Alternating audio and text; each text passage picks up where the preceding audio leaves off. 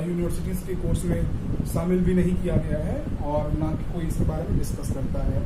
अगर आप electrical field से हैं और थोड़ा बहुत आप थोड़ा रिसर्च फील्ड में अगर आप हैं तो तभी आपने इसके बारे में सुना होगा, वो भी किसी एक दो लोगों से। पहले इस टॉपिक को समझने के पहले हमें पहले इस वर्ड का मतलब समझना होगा, तभी आप आगे की चीज़ों को समझ पाएंगे। सबसे बड़ी चीज़ होती है सिंक्रोफेजर। सिंक्रोफेजर है क्या?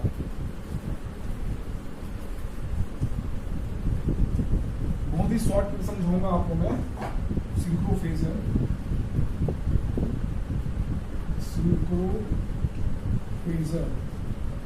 सिंक्रोफेजर है क्या एक्चुअली में?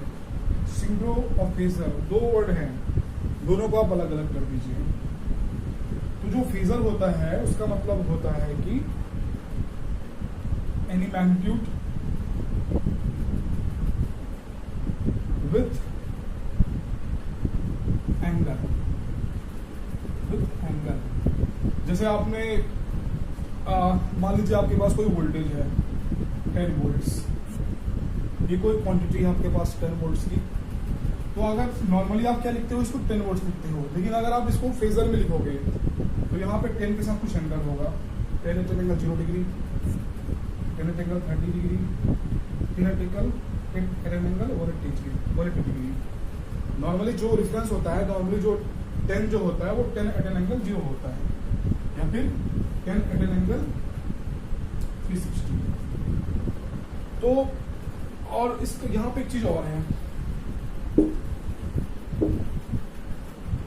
तो फेजर का मतलब समझ गए होंगे। फेजर का मतलब होता है anything with its phase angle और एंगल। तो नॉर्मली क्या होता है कि जो ये जो फेजर्स होते हैं वो सिंक्रोनाइज्ड होते हैं, सिंक्रोनाइज्ड होते हैं। सिंक्रोनाइज्ड का मतलब सभी एक सिंक्रोनस मोड में रहेंगे, सिंक्रोनिज्म में रहेंगे। मतलब जिस तरीके से आपका डेटा है, कोई एक जगह का डेटा है, वो दूसरी जगह के डेटा के साथ सिंक्रोनाइज रहेगा, मतलब दोनों साथ में मूव करेंगे। अगर मान लीजिए यहाँ पे कोई आपका सब स्टेशन है, यहाँ पे आपका कोई सब स्टेशन 2 है, तो यहाँ का जो वोल्टेज होगा, एज्यूम कर लीजिए यहाँ का जो 10 वोल्ट अगर वोल्टेज एज्यूम 10 वोल्ट अगर वोल्टेज है यहाँ का, तो यहाँ का भी 10 वोल्ट होगा। अगर यहाँ का वोल्टेज 10 वोल्ट है, अगर एक सब स्टेशन का वोल्टेज 10 वोल्ट है, तो दूसरे सब स्टेशन का भी वोल्टेज 10 वोल्ट होगा, और साथ में एंगल जो है वो भी सेम होगा। सो ये होता है सिंक्रोनाइज्ड डेटा, ये होता है सिंक्रोनस फेजर। मतलब जो फेजर्स हैं आपके किसमें है? सिंक्रोनिज्म में। अंडरस्टूड? इसकी अब जरूरत क्यों पड़ी? इसका जो एप्लीकेशन है वो नॉर्मली पावर सिस्टम में है। पावर सिस्टम में इसका यूज होता है। तो पावर सिस्टम में इसकी जरूरत क्यों पड़ी? पावर सिस्टम में मान लीजिए आपका कोई एक सब स्टेशन है 1, एक सब स्टेशन यहाँ पे आपका 2 है, यहाँ पे सब स्टेशन नंबर 3 है, यहाँ आपका सब स्टेशन नंबर 2 है। ये मान लीजिए 3 जो है वो दिल्ली में है, ये मान लीजिए चेन्नई में है, ये मान लीजिए कोलकाता में है, ये मान लीजिए गुजरात सूरत में है। और सारे जो हैं क्या है? इंटरलिंक्ड हैं।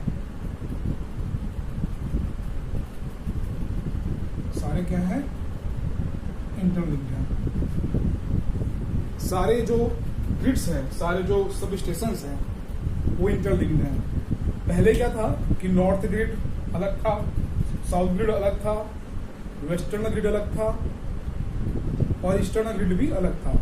लेकिन जब आई थिंक 2007 में जब ब्लैकआउट हुआ था, उसके बाद से हमने सोचा कि अच्छा खासा लॉस हो गया था उस टाइम पे, तो हमने सोचा कि क्यों ना सारे ग्रिड्स को सिंक्रोनाइज कर देना चाहिए, सारे ग्रिड को एक साथ जोड़ देना चाहिए। So there is only one grid now, all are collaborated. अब देखिए सिंक्रोनाइज डेटा का मतलब ये है कि मान लीजिए यहाँ पे आपका कोई 10 वोल्ट चल रहा है, यहाँ पे भी 10 वोल्ट है, यहाँ पे भी 10 वोल्ट, यहाँ पे भी 10 वोल्ट है ना। तो इनको क्या है, सब जगह पे जो voltage, current, power, active power, reactive power, सारे पैरामीटर्स को सेम होना चाहिए, एक बैलेंस बना के चलना चाहिए, जिससे कि आपका जो ग्रिड है वो क्या होगा, सिंक्रोनिज्म में होगा।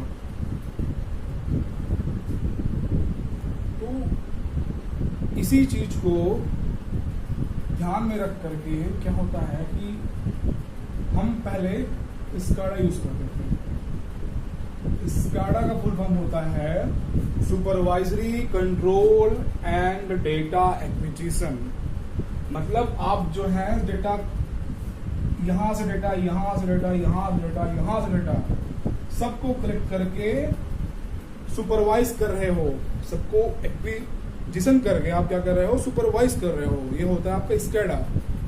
लेकिन दिक्कत ये आती थी कि जो स्काडा था उसका कुछ टाइम लिमिट था। टाइम लिमिट क्यों था? क्योंकि स्काडा जो है, पहली बात तो उसमें कोई सिंक्रोनिज्म है, सिंक्रोनिज्म, लेकिन क्या है उसमें कुछ डिले हो जा रहा है। मान लीजिए कि आपका अगर 1 मिली सेकंड का भी अगर डिले होता है, उसमें मान लीजिए कि आपका 1 मिली सेकंड का डिले हो जा रहा है। और दूसरी चीज वहां पे एंगल का मेजरमेंट नहीं होता था। मतलब अगर कोई क्वांटिटी, अगर फिर से एक बार मान लीजिए कि स्काडा में क्या था कि एटलीस्ट 1 मिली सेकंड का डिले होता ही था। और दूसरी बात ये भी थी कि उसमें एंगल मेजरमेंट वो नहीं पॉसिबल था। एंगल का मतलब जैसे आपने 10 वोल्ट ही का वो मेजर किया, वोल्टेज मेजर किया, तो आपको बस 10 वोल्ट उसका मैग्नीट्यूड बस पता चलता। लेकिन अगर आप उसी चीज को अगर पीएमयू से अगर आप सिंक्रोप्रेशर टेक्नोलॉजी से अगर करते हैं आप, तो आपको क्या मिलता है, 10 at an angle, some angle, assume 30 degree. ठीक है, इस तरीके से। तो हमने क्या देखा कि स्काडा जो है वो एटलीस्ट 1 मिली सेकंड का टाइम डिले ले ही रहा है। तो भैया आप मुझे बताइए, अगर कोई चीज अगर 1 मिली सेकंड का अगर टाइम डिले अगर ले रहा है, तो फॉल्ट को क्रिएट होने में और किसी चीज इक्विपमेंट को खराब करने में उतना टाइम नहीं लगेगा फॉल्ट को। तो आपके जो इक्विपमेंट्स होंगे वो तो खराब हो जाएंगे, वो तो ट्रिप हो जाएंगे। आपका सर्किट ब्रेकर ट्रिप होगा, वहां से लोड कटेगा, और आपका जो है लोड अगर हट गया तो इधर जो डिमांड साइड है, सॉरी जो सप्लाई साइड है, वो तो अभी भी ज्यादा पावर दे रहा है। तो इससे क्या होगा, सिंक्रोनिज्म का लॉस होगा।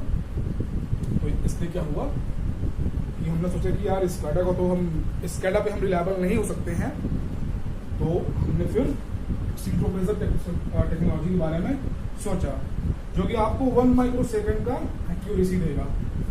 1 माइक्रो सेकंड की एक्यूरेसी आपको देता है ये जो सिंक्रोप्रेशर टेक्नोलॉजी है वो।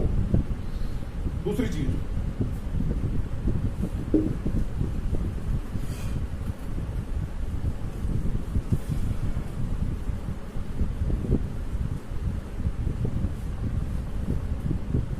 एक बात और है, मान लीजिए आपके पास कोई सब स्टेशन है, सब स्टेशन 1, सब स्टेशन 2, इनके बीच में लाइन है। कौन सा line? Transmission line. Transmission line के बीच में। तो आपने पावर इक्वेशन के बारे में सुना होगा। पावर P को क्या होता है, EV upon x into sine delta, या फिर कई जगह इसको EV upon x cos delta भी लिखते हैं। रिएक्टिव पावर और एक्टिव पावर के हिसाब से जो साइन डेल्टा है और कॉस डेल्टा वो अलग अलग हो सकता है। तो हमने क्या देखा कि जो डेल्टा है वो पावर इक्वेशन में बहुत इंपॉर्टेंट रोल प्ले कर रहा है। पावर रिएक्टिव है, ये पावर एक्टिव है। अगर आप साइन 90 प्लस डेल्टा को क्या लिखेंगे, अगर आप साइन 90 प्लस डेल्टा को अगर लिखते हैं तो क्या होता है, वो कॉस डेल्टा होता है। तो कई बार क्या होता है कि पावर जो एक्टिव है वो कई बार रिएक्टिव बन जाता है, तो वो पता कैसे चलेगा हमको, स्केलर से तो ये सब पॉसिबल नहीं है। तो हमने क्या सोचा कि भाई डेल्टा को आप सिंपली इग्नोर नहीं कर सकते हो, डेल्टा इन द सेंस। और एक चीज अभी आपने और देखा होगा कि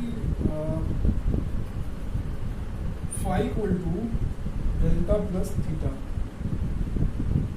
जब आप आगे बढ़ोगे, अगर आप मशीन पढ़ोगे तो आपको ये पता चलेगा कि फाई डेल्टा थीटा और फाई में एक रिलेशन है, जहाँ पे थीटा क्या होता है, impedance angle, phase angle, power angle, ठीक है। तीनों में कोई ना कोई रिलेशन है। So that is why theta should be known, delta should be known and phi should be known, means angle should also be known. Okay, तो इसीलिए जो है डेल्टा जो है बहुत इंपॉर्टेंट रोल प्ले करता है आपके पावर सिस्टम में।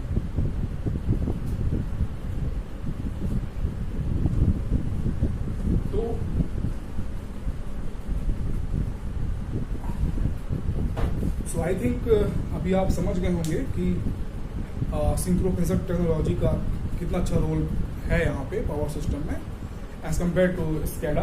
आप स्कैडा पे हमेशा रिलायबल नहीं हो सकते हो, क्योंकि वहाँ पर क्या क्या प्रॉब्लम थी, एक सिंक्रोनिज्म की प्रॉब्लम थी, क्योंकि जो डेटा आपको जो मिल रहा था दूसरी ग्रेड में